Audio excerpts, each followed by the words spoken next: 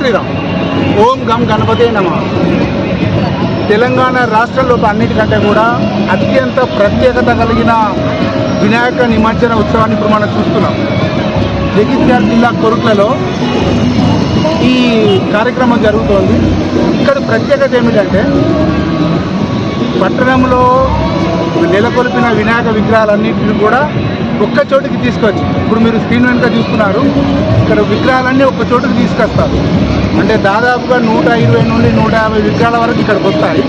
ఈ వచ్చిన విగ్రహాలను ఒక చోట అంటే వరుస క్రమంలో పెట్టేసి ఆ వరుస క్రమంలో అందంగా అలంకరించిన విగ్రహాలకు అంటే సామాజిక స్పృహ కానీ, జాతీయత భావాలు కానీ, దేశభక్తి, దైవభక్తి ఉన్న విగ్రహాలను అందంగా అలంకరించిన వాటిని ఎన్నుకొని ఆ ఎన్నుకున్న వాటికి ప్రైజులు ఇచ్చి ఒక క్రమ పద్ధతి ప్రకారం 1, 2, 3, 4, 5, 6, 7 ఇలా క్రమబద్ధీకరణ లోపల ఇక్కడ నుండి తీసుకెళ్ళి దగ్గరలో ఉన్న అంటే కొరుట్ల శివర్లో ఉన్న నదిలో బాగులో కలపడం అనేది ఇక్కడి అనాదిగా దాదాపుగా 30 సంవత్సరాలు చూస్తున్న ఆనవాయితీ. ఇలాంటి పద్ధతి ఎక్కడ కూడా ఉండదు. ఎందుకంటే ఎక్కడైనా కూడా ఎవరి లెక్కల వాళ్ళు తీసుకెళ్తారు గణపతి విగ్రహాలను.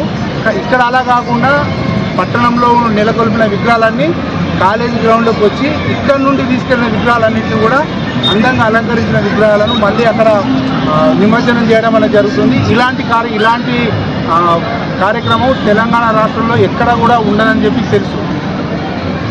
జై శ్రీరామ్.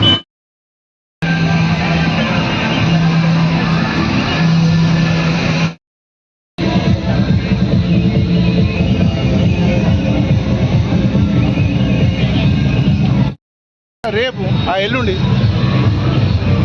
కాపిస్తా అంటే అద్దంటున్నావు.